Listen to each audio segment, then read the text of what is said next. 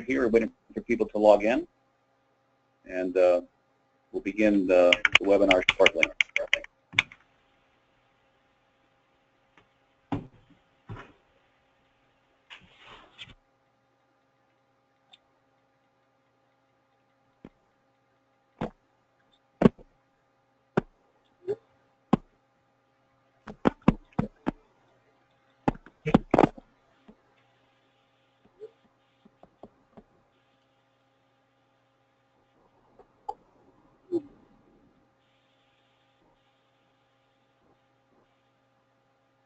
Okay, let's get started here. Thank you for waiting. We just wanted to make sure the majority of people were able to join us. So today's topic is navigating today's technology landscape, and it's a confusing time, as we all know. There's so much technology innovation taking place in the restaurant space that anything we say today will be out of date tomorrow because it's just changing dramatically. So we've compiled a webinar for you to help clarify maybe some of the questions, and for the non-technical people, give you a framework of reference that you can use when you're thinking about how technology works.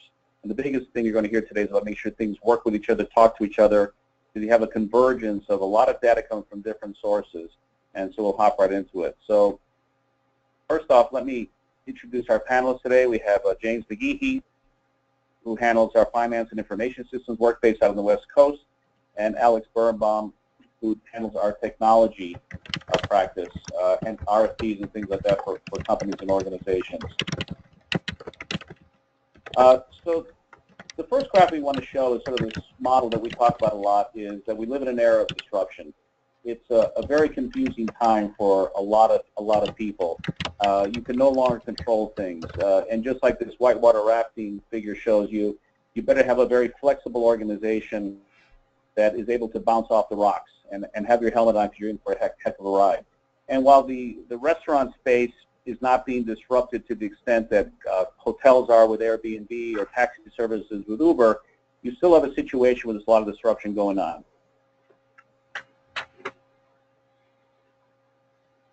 So this graphic from CD Insights gives you a sense of some of the changes that are taking place in just the overall way that people eat.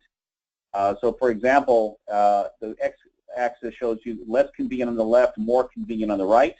And then the y-axis is shorter time to meal and longer time to meal.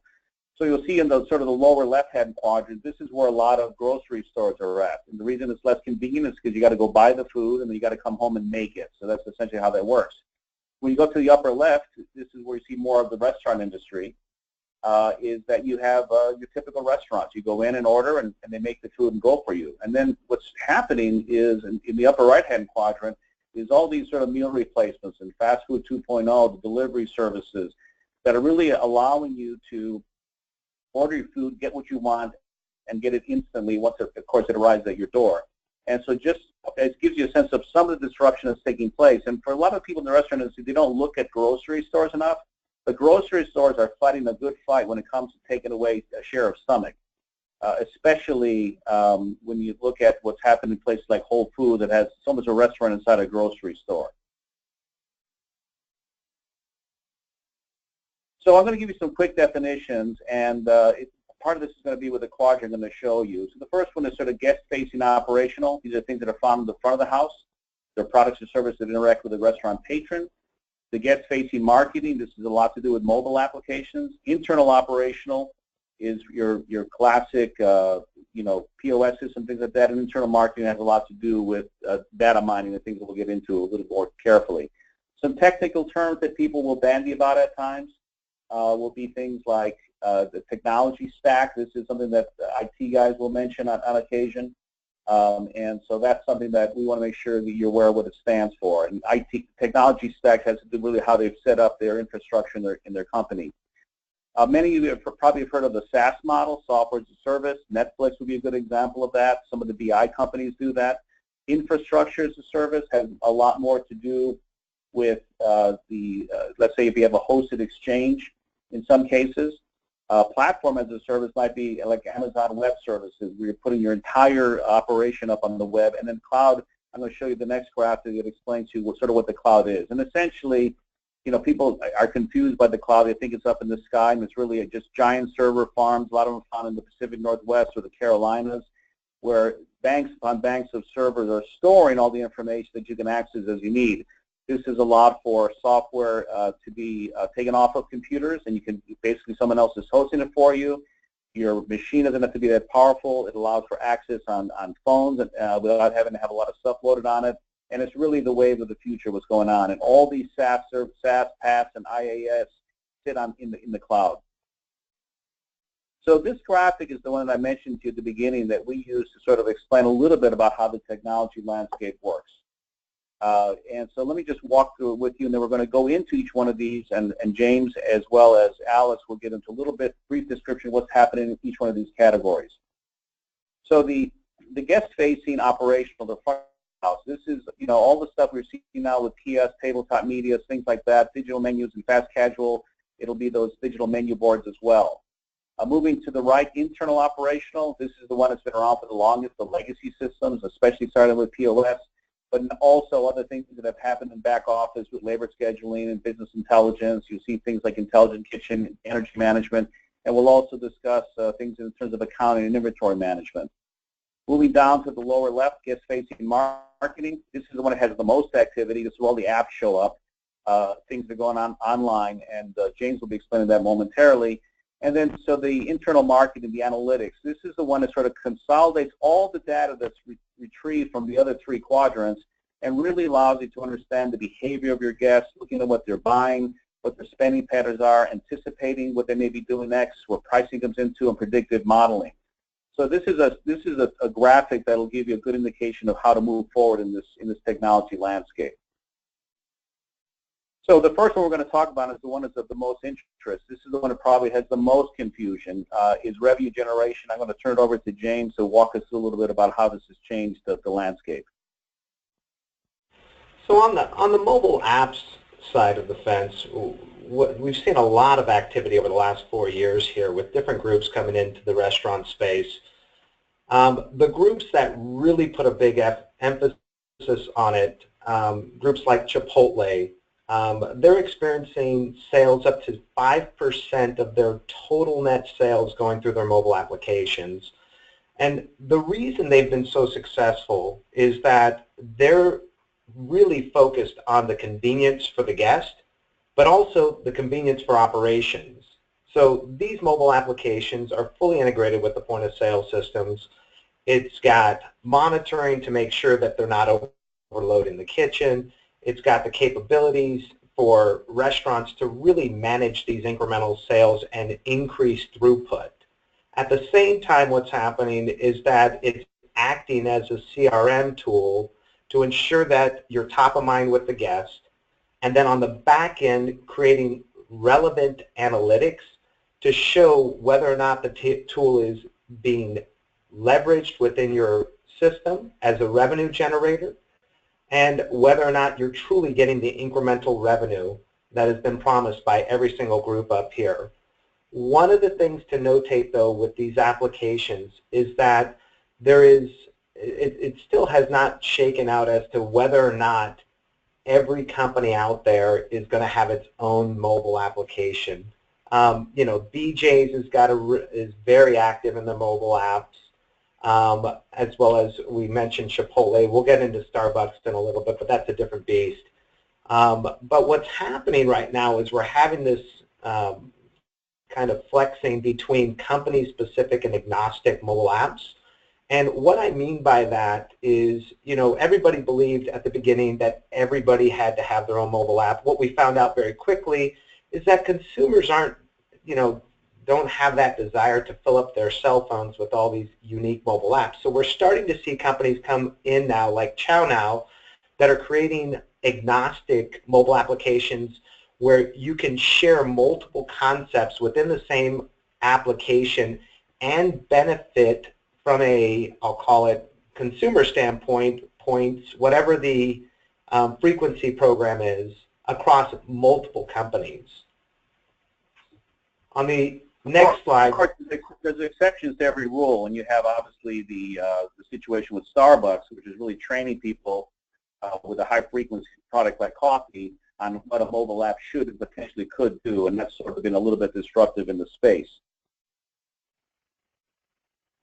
Without a doubt. On the delivery side, over the last 3 years, we've seen an influx of new competition, which has been great because back in the 90s and early 2000s when Restaurants on the Run was the only player in town and they were charging 30%, we've really, the next generation of these systems has been fabulous for the consumer, especially for the next generation of consumers. For my clients that use these 3 specific applications, we're seeing incremental sales, truly incremental sales, during, I'll call it off-peak meal periods, your Sunday nights, ironically. You're seeing 3 to 7% of total net sales coming through these 3 applications. All of these applications work independently and have partnership programs. Partnership programs typically cost the company 10 to 15% plus a $5 delivery fee to the guest. But what you're seeing in many of these groups is they're marking up the cost of the menu items on the individual websites to make that delivery fee. And what we are also noticing is that the guests are not as price sensitive as you would expect. They're more convenience driven. Well, you have a dark side to this as well. I was just at the UCLA conference, and delivery was discussed with a group of operators. And of course, you don't control the brand experience when you have a third party delivering your product. And I think that's one of the challenges that people are going to face here. The other thing to keep in mind is none of these companies are really making money. They're not profitable. I think the closest one is Grubhub because they own Seamless out in New York City, which has a lock on that market. So that's something to be sensitive to, is being aware that we don't know how long these companies are going to last. One thing is for sure, though, we are not getting away from mobile being the center of the universe for all of our consumers. This graphic shows you kind of on the left-hand side what it used to be and on the right-hand side where we're going to. Everything going forward will be centered around the mobile device as it's related to the consumer. Online order, impressions from social media, everything's going to mobile. What we found out also, and this is a quick graphic from Nation's Restaurant News. This was an operator survey in 2016, which was, where is your primary focus going to be in technology for the 2016 fiscal year? Number 1 was going mobile. And again, if you think about the quadrant analysis that we looked at up above, it truly touches on all 4 quadrants. Forward-facing to guest, forward internal, operational, and marketing. Every single one of those quadrants is touched in this area. On the payment side, and I do have to leave Starbucks off to the side because, one, they've done something that is unprecedented in our restaurant industry. 20% of all of their transactions go through their mobile device. I personally am a heavy Starbucks user. I feel like I've contributed to part of that, and I'm happy to say that. But just to give you some numerics, $4.1 billion worth of revenue went through that mobile device, which is up 64% versus the prior year alone. Chipotle, as an example, spent $10 million on their mobile device, and they've got 5% of total revenue. And I think for the restaurant industry specifically, that's the metric we have to focus on. Starbucks is such an outlier there that I don't think we can really focus on them as a guiding light. One thing I will make quick note of, we talk about mobile app, online order. This is absolutely here to stay. This is not going away. The retail market obviously has been affected by this greater than us, but I just want to throw out a couple quick metrics for everybody to contemplate. 10.6% of all retail sales goes through the e-commerce side of the fence. This is literally up 67% versus 5 years prior. And just to kind of give you some ideas as to one of the leaders or the leader in this space, Amazon Prime, has gone up over 150% in 2 years alone. And of the $1.7 trillion of e-commerce, 6% of it is going through Amazon right now. So it's just amazing to see what's happening in this space. On the payment side, which you see up there, this is a really good representation of all the different tender types that we're going to be that are going to be affecting the restaurant industry here over the next, for the foreseeable future. I mean, this is just going to be the new norm. It is no longer a 5-tender Visa, MasterCard, American Express, Discover, Cash, gift card, 6-tender, excuse me. It is going to be coming at us from all different levels coming forward. So we need to be positioned to accept each one of these types of tenders. And of course, as companies like Swipely do, they're able to also get a lot of analytics in terms of your spending behavior, which is going to also change how people see payment in the future. So this graphic is from the Location-Based Marketing Association. It's an interesting organization. They have over 150 members, retail as well as technology companies. And they really address a lot of the ways that people are now being reached from on their mobile devices. We're going to talk a little bit about sensors later on, because you now have the opportunity to recognize the guests when they walk in the door if they have their phone turned on and their Bluetooth is enabled to recognize them immediately. Retail is doing a lot in this space. You could be shopping in a Nordstrom's at a clothing rack and they'll ping you with a little special offer just for you because you know who you are, allowing you to take advantage of a special deal that no one else has visibility to.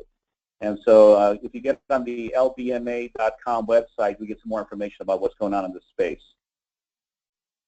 So the next quadrant we're going to talk about is systems and processes. And as I mentioned at the very beginning of the webinar, POS is the granddaddy, and I'm going to have Alex walk us a little bit about what's changed in this space as well. All right, thanks, Fred. I'm going to take you briefly through a little history of point of sale, point of purchase. It all started back in 1974 when William Brobeck and Associates introduced the first microprocessor cash register at McDonald's. And things have changed since then. Obviously, in 1984, Squirrel introduced the first point of sale that did not require the 5¼ floppy disk drive, and it really kicked off the era of the modern point of sale system. In the early 90s, the big three in full service POS, Aloha, Micros, and PosiTouch, they really revolutionized the industry with bringing touchscreens and replacing product lookups, increasing ease of ordering and speed of service. You can see there electronic gift cards. Blockbuster brought those out in 1994. Moving forward, things were pretty static, but there were lots of technology background improvements in systems that led way to some additional internet revolutions here towards the end of the decade. In the early 2010s, basically, you have the emergence of the web-based point-of-sale systems, and this brings on and emphasizes the importance of APIs, the application programming interfaces that allow these systems to talk to each other. And so that's the brief background of the point-of-sale systems. Next slide, please. Thank you. We're going to talk about the convergence legacy landscape here. Basically, in the past, you have the point of sale being the heart of things, the granddaddy of all systems, as Fred mentioned it. And other functionality was available, but often it was bolted on as additional systems that didn't necessarily communicate with each other. You had your reservation table management off to the side.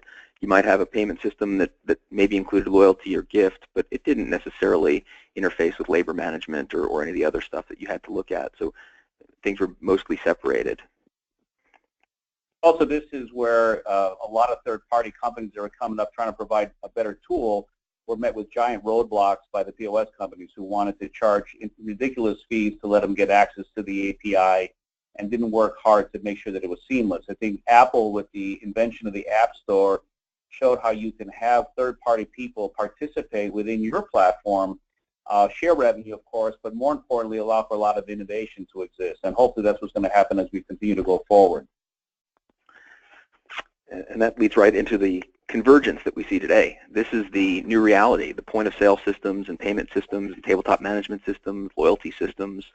There are similar feature sets available from all vendors, but you have integrations through the APIs that allow for a more democratic movement of information across the systems.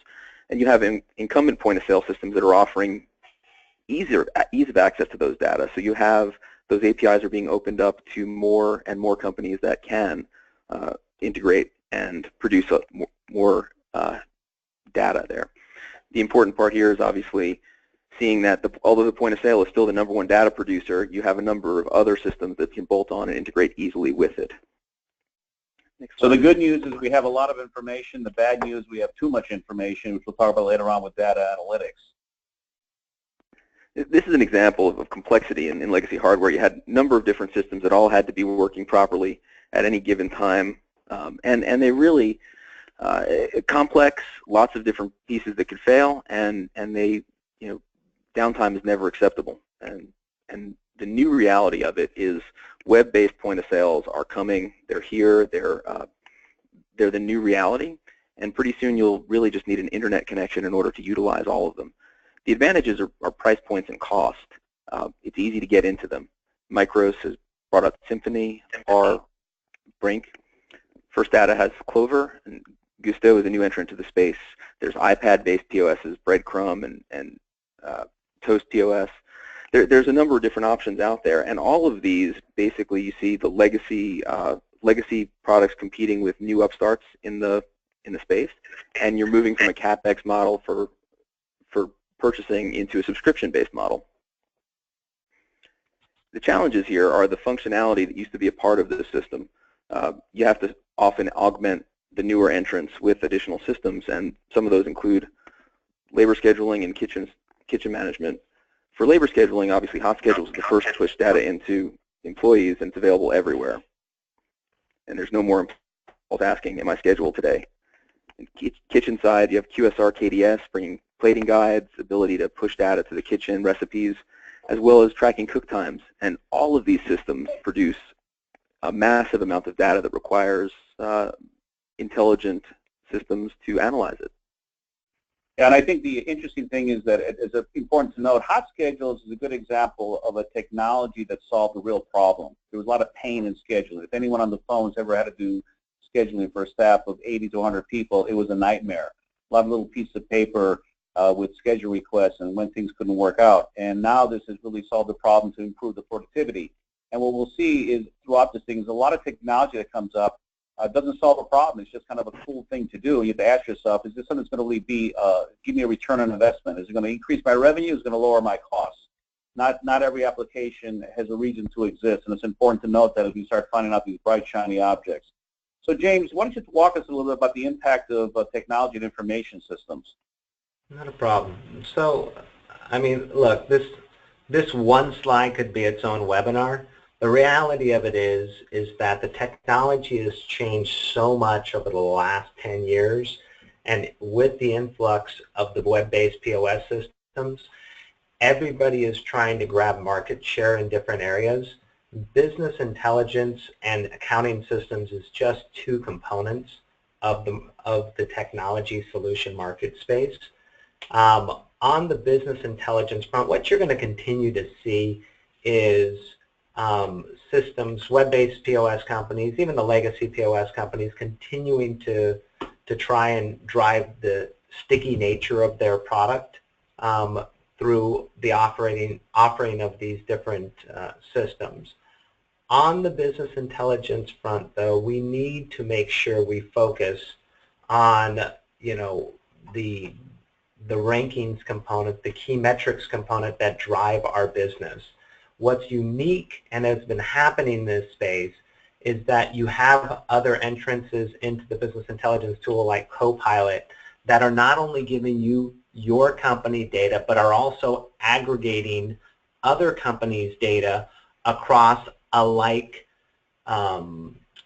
revenue type, so like restaurant type, or a like region type.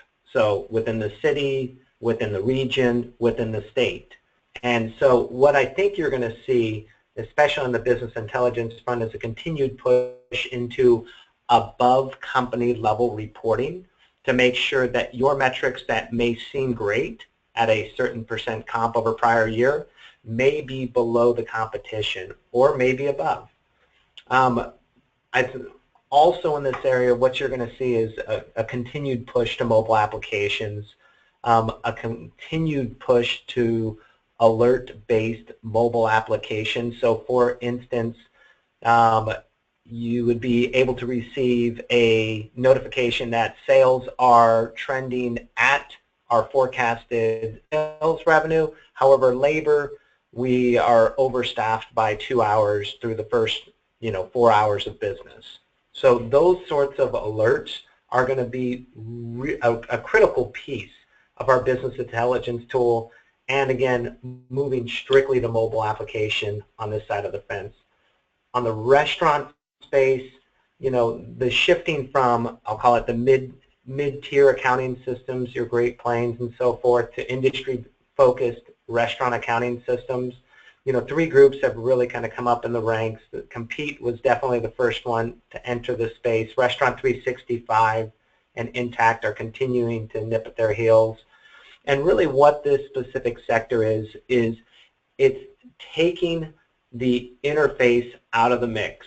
These accounting systems are communicating directly with the point of sale systems. They're in charge of the polling. They're in charge of the data recovery and payroll processing directly from the punch systems. They're also acting as the inventory management tool for the restaurant companies that they service. So there's, again, the combination of technologies is something that we're seeing happen throughout the entire space and landscape. On the next slide, what you're going to see is what we're deeming evolution of people management, or some people call life cycle management. This is an area that includes hot schedules from a labor scheduling standpoint, but what you're seeing is from hire to retire solutions coming in. So applicant tracking, the paperless onboarding is great now because all of these systems have partnered with either Equifax or DocuSign to make it truly paperless and compliant. That's the key. Underneath that, everything from job shifts, increases, vacation requests, everything you can possibly think about during the employment of each of the employees will now be handled through these systems, all the way to retire, where we've got to go ahead and follow ACA compliance on the back end. That will all be handled through these systems and fully integrated directly with our accounting systems. Great. So in the next quadrant, we're going to get into a little bit more of the front of the house, and this has changed a little bit dramatically too with the advent of tabletop media, digital menu boards. We're going to have Alice walk us through a little bit of that. All right. So taking a look at this slide, you have the digital menu boards have really been introduced not just in fast casual or quick service environments, but you're seeing them pushed out through additional restaurants right now. And the reason for it is a couple of different items. One of them you notice is the ease of the updates. You have much less trouble updating these on the fly, and there's an improvement in your development cost versus your print cost. Pricing adjustments are easy to make for shoulder periods, so you can come down and you can change things very rapidly without having to automate that process and distribute new physical menus. Additionally, one thing that is on here, four walls advertising, you can promote additional events within the restaurants, loyalty, events, entertainment. It's a captive audience, and if you have the ability to change your content, you can do it on the fly and improve performance.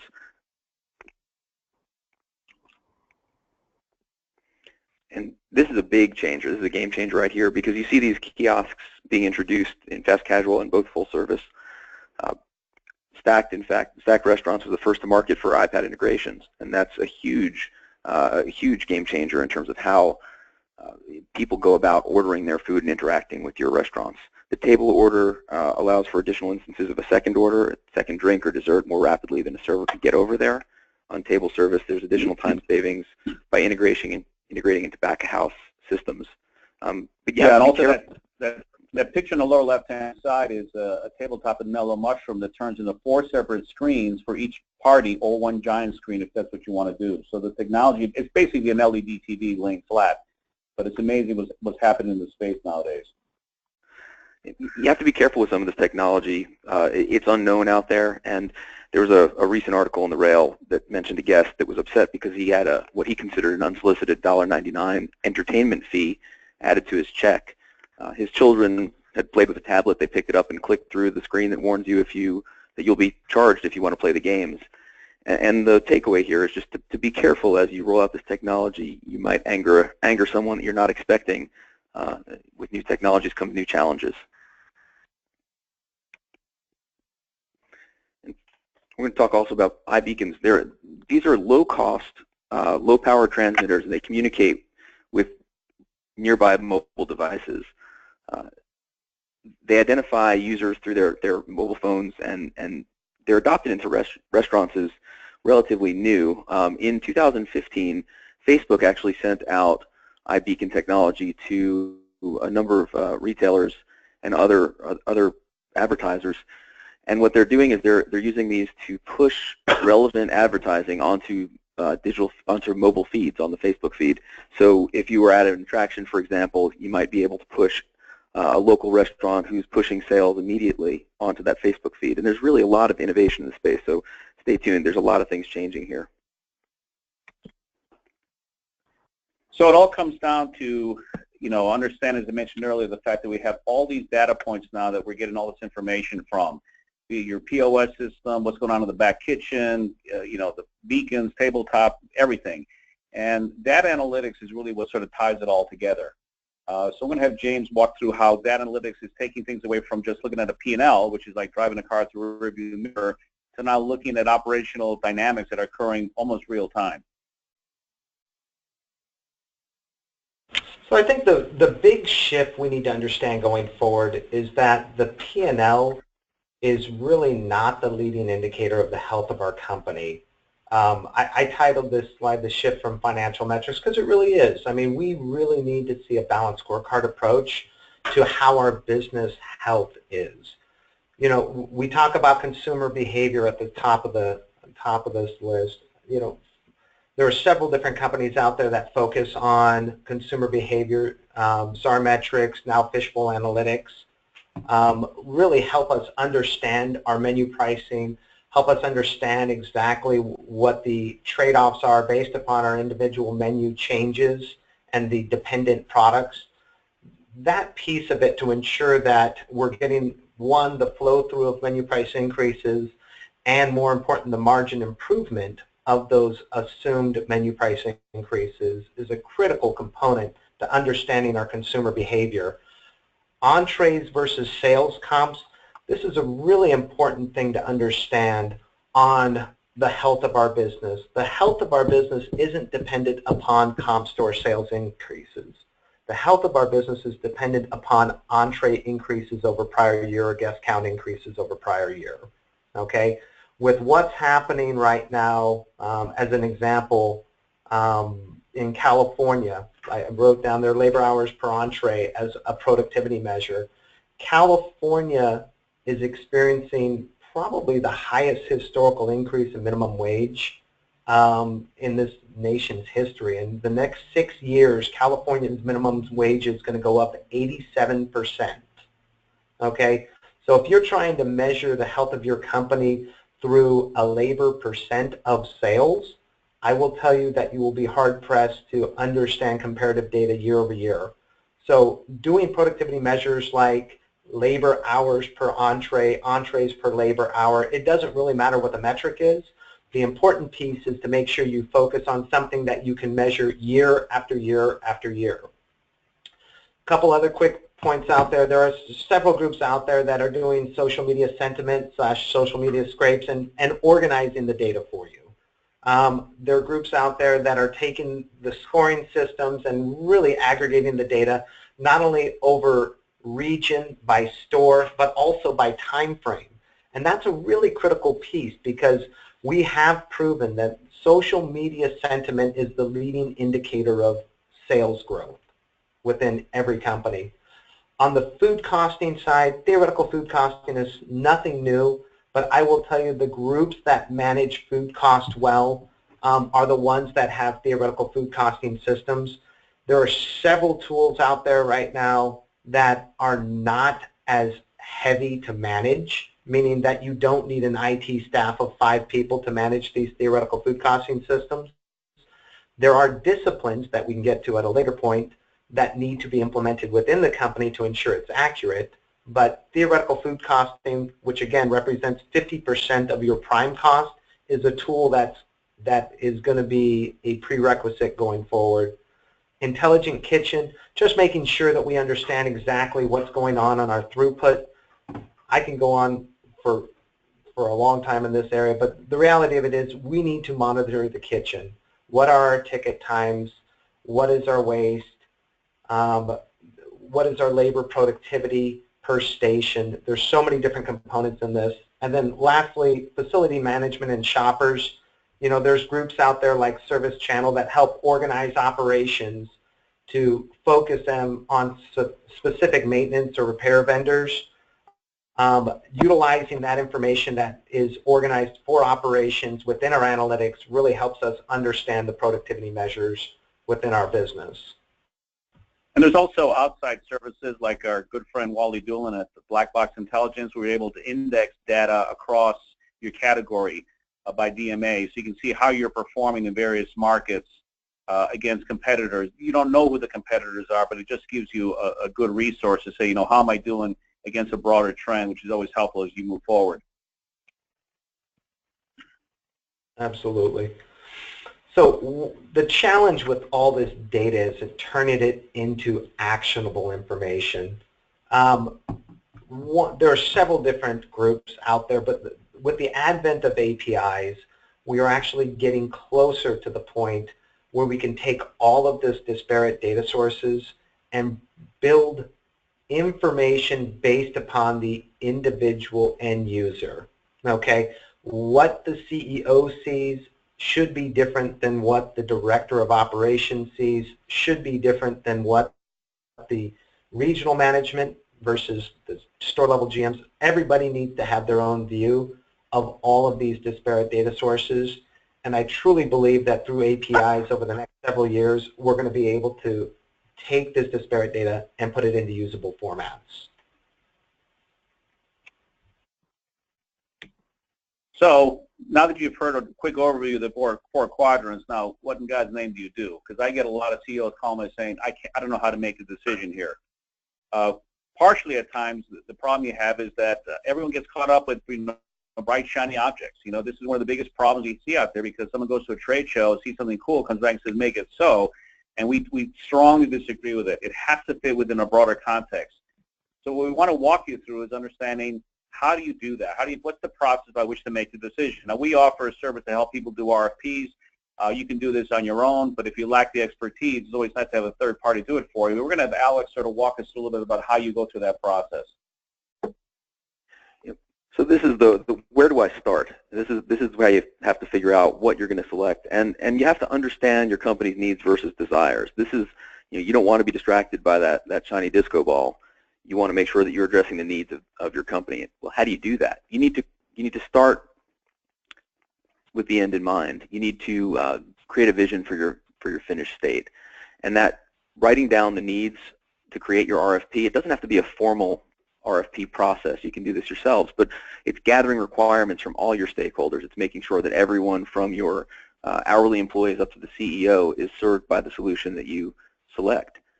Next, you have to roadmap the implementation of the solution. You have to make sure that it fits in with operational schedules, marketing, LTOs. You need to make sure that the implementation requirements, the people who need to be involved from technology to operations, training, marketing, accounting, all have the bandwidth to get it done. The constriction point will and should be operations. There's always things hitting the operations teams, and scheduling projects appropriately is imperative. You need to ask if you have the appropriate level of support and expertise. Do you need somebody to help you with the selection process? And then consolidating multiple applications in one solution is a good idea when that solution meets your needs. It reduces complexity of your technology. Less integration points mean less problems. And this is a basic outline of the RFP process. You have to start by defining what you're doing. You identify your project sponsor and stakeholders. You establish those requirements, and that's the key to this. It's making sure you have those requirements well defined. You identify vendors or products or software services that meet the criteria that you established. If you start with vendors, that's sometimes a big mistake, because vendors have great products out there and they do things and do them very well, but if they don't meet the needs of what you're looking for, you could risk failure. Managing the process, it's ensuring that timing gates are hit, it's conducting additional diligence as items come up, and it's working closely with the vendors during the process to ensure that you understand their solutions completely. Finally, it's scoring. In that first defining piece, we define the scorecard for success. It's a balanced scorecard. It's got to have both qualitative and quantitative measures on it. And by the time you get to the scoring piece, it's typically very easy if it's a well-run RFP, because you already know the quantitative pieces of it, and the qualitative metrics are established in the beginning. Finally, you're going through selection. And the selection piece is basically prioritized. You need to make sure that you're selecting in the order of importance for you and your organization. Part of this is defining the type of business that you are. If you're in quick service, you might have different needs than someone in fine dining. The system selection of point of sale, labor scheduling, inventory management. You have to think of all of the pieces together as a jigsaw puzzle, and you want to build the best puzzle you can. So that's your technology stack. You also be cognizant of the stakeholders involved. The other thing, of course, is making sure it can scale. If you're a growing company, your needs are going to be very different than a company that's sort of in a static state because of the ability to add on more locations or different systems as they evolve. And finally, and sometimes most importantly, implementation. Selecting the best system is a great way to set yourself up for a good implementation, but you need to handle it like you do any other major project in your organization, through goal setting, making sure that you have adoption by operations and inclusion of training and all stakeholders at the beginning of the process. It needs to be a holistic approach, including all the different pieces of your business. And there's one major piece out there that's missing, is marketing on this slide. We need to make sure that everybody is involved, operations, IT, accounting, and establishing realistic timelines. Technology projects are notorious for being over on time and over on budget, and a lot of this can be mitigated by proper planning. Vendors know how long it takes them to integrate their products, but you know the state of the data, the systems in your organization currently. If you don't have those pieces well defined, processes mapped, and your data tied up and tidy, these integrations and implementations can take a lot longer than a default period of time. So plan for your testing and plan for your training. And I think the biggest one is adoption at the store level is always a big challenge. I mean, what we ask managers to know nowadays, you got to be masters of many, many different things. And a lot of companies fail because they don't take into account what it's going to take for actual operators and end users to really use the technology. And it sort of just sits there, like it's like having a super duper car in your driveway with no gas in the engine. You're not going to get any traction. So I think the key to remember is that technology is only an accelerant to brand execution. That's the important thing. Technology will not improve bad food. It will not improve bad service. You've got to do those things first. And it really should be an enabler of practices you already have philosophically. If you have a brand that's really focused on guest engagement and you do a lot of table touching, that's fantastic. Then social media becomes an extension of what you do with the tabletop. If you have a great social media site, but you have nothing happen at the four walls of the restaurant, it's not going to fix your sales problem. It's a critical thing to remember, that it all happens still within the four walls. So again, this was the matrix we gave you. You know, looking at the quadrants, we've gone through the front of the house, the systems and processes, revenue generation, and analytics, so you have a better understanding of how they all fit in towards making your decisions in terms of that informal or formal RFP process. As I mentioned at the beginning of the webinar, these things are changing constantly. We're always updating the list of which vendors fall into this. We have a library of vendors that support every one of these quadrants that we keep on updating on a weekly basis as new vendors come online or new services. The other thing we're seeing is the confluence of some of these vendors that are now not just being solely relegated to one quadrant, but they're moving into another in an attempt to take control of different parts of it. And that's something that we're going to see much more as we move forward. So we are able to answer any questions if anyone has in the time we have remaining. You can do that in your chat screen, and we're happy to do that. And we do want to thank you for the time you took today to this webinar. Our next webinar is going to be on the employee journey. The last one we did was on the guest journey. We had a lot of requests for the employee journey, and we're going to go ahead and schedule that for sometime in May. And so once again, thank you for attending, and James and Alex, it's a pleasure, and I appreciate you joining us. So we'll just wait to see if there's any questions that come through, and then we'll go from there. So we have your question here.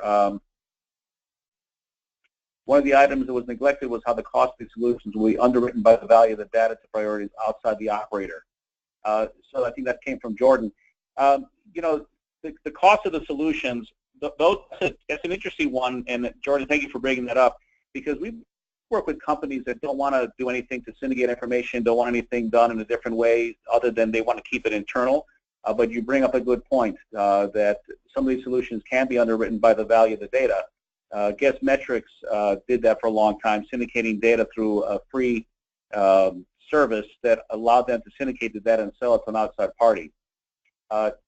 John Mess asked whether you're going to get a copy of the deck. Everyone on the webinar will get a copy of the deck. There'll be a recording, actually, of this webinar that we'll send to you. And Jordan's making a comment how Nielsen earned $4 billion of revenue while grocers get free stuff and divest G&A. You're right, Jordan. There's no doubt that retail, especially grocers, have been exceptional at monetizing the information that they get out of people's grocery carts. Restaurants aren't quite there yet. The restaurant industry has always been very, very slow to adapt to technology. They're a little bit technophobic. I think when they got burned in Y2K, that was one of the reasons that happened. And no doubt that that's a big issue.